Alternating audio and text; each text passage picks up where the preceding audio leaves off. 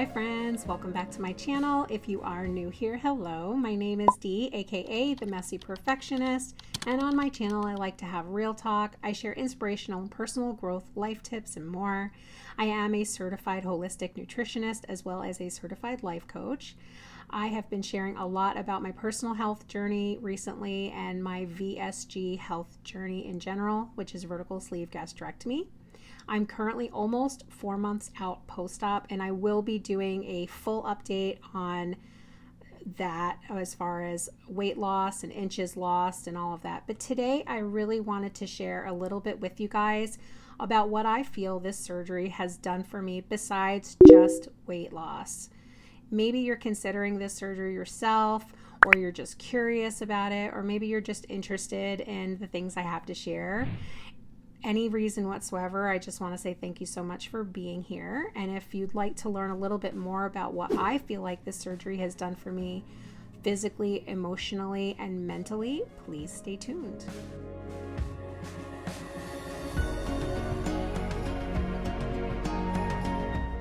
So I thought I'd start with the physical aspects of how I feel this surgery has improved my life. I mentioned that I have lost 54 pounds to date. That is including the weight that I lost pre-op. Whenever I talk about the total amount of weight that I have lost, I just include the whole thing, because really your journey starts from the moment you walk in a clinic to get the ball rolling to have this surgery. And as I mentioned, I'll do a full update on that. So besides the weight loss, I really feel such an improvement with my mobility. If you have been following along, you know that I had to have a hip replacement. I have a screw on my pelvis and all of these things that have impacted my life from being a passenger in a head-on collision many years ago. It just kind of caught up to me at around 35 or 36 years old. And by the time I was 38, I think, I had to have a total hip replacement. It was rough, and I never really felt 100%, which my surgeon was totally honest with me on that, because I had such a lifelong, I walked around 20 years on non-union fractures of my pelvis and acetabulum. So by the time I got to him, there was no cartilage left in my hip. It was bone on bone, had those non-union fractures.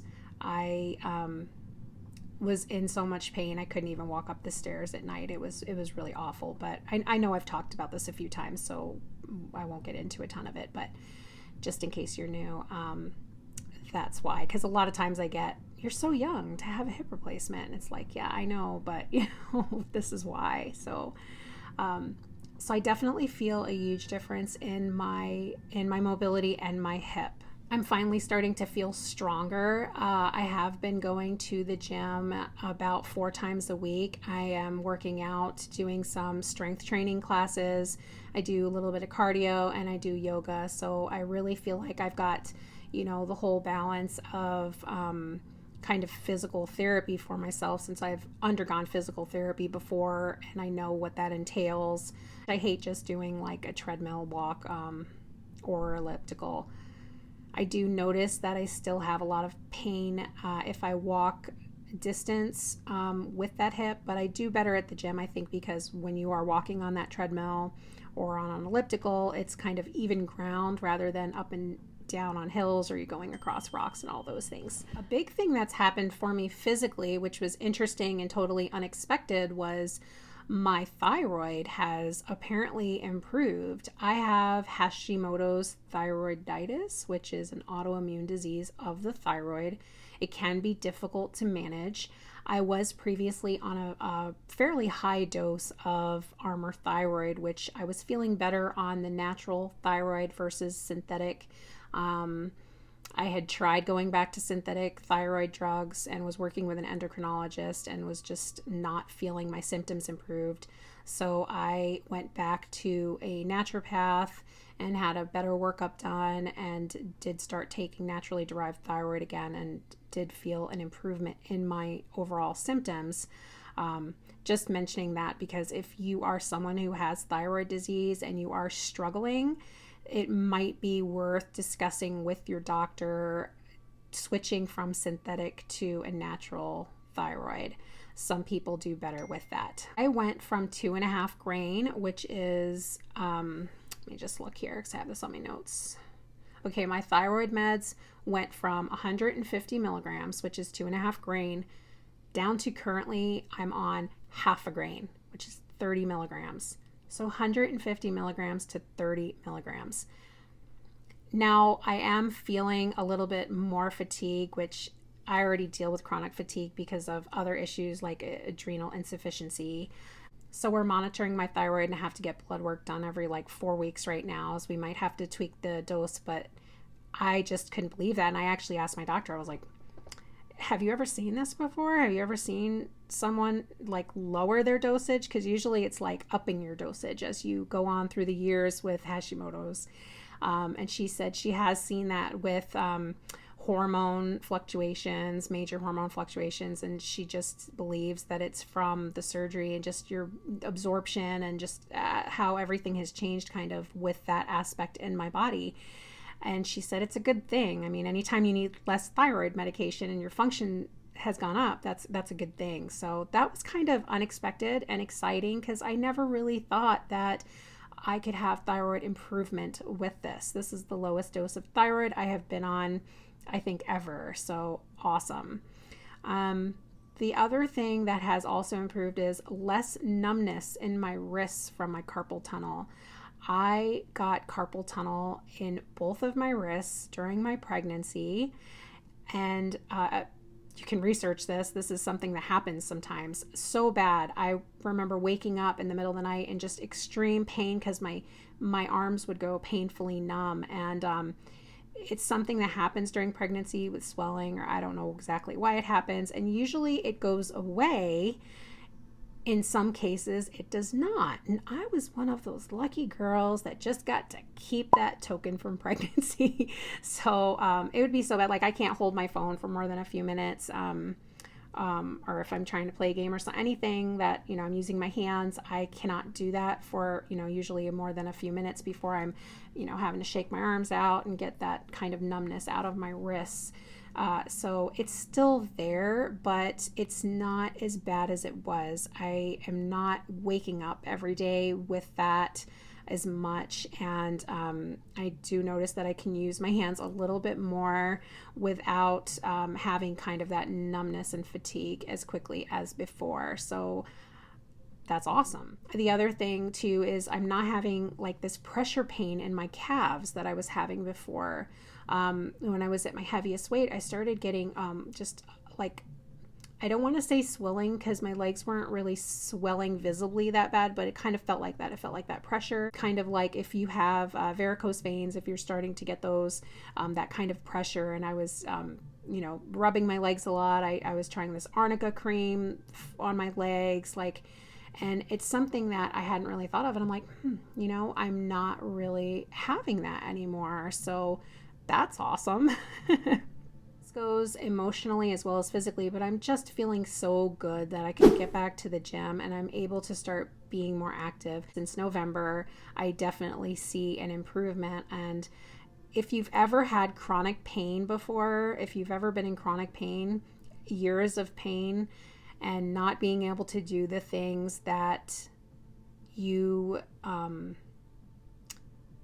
love doing, it really takes a toll on your emotional and mental health. So, talking a little bit about the emotional aspects of that, it's greatly improved that. I noticed I'm feeling a lot happier in that way, that I can just move my body easily. I can, do things that are simple tasks that would cause me issues before. Now I can do them again. So that's great. I still have a lot of chronic pain and I still can't, do what I used to do. I still have issues with walking long distances or sitting or standing too long. I have arthritis in my back and those discs are a little compressed. So, there's that too, but I will take whatever win I can get. Any improvement is better than what it was before. And I really attribute that to having this surgery that I debated for so long. I I'm so grateful to be able to move my body again.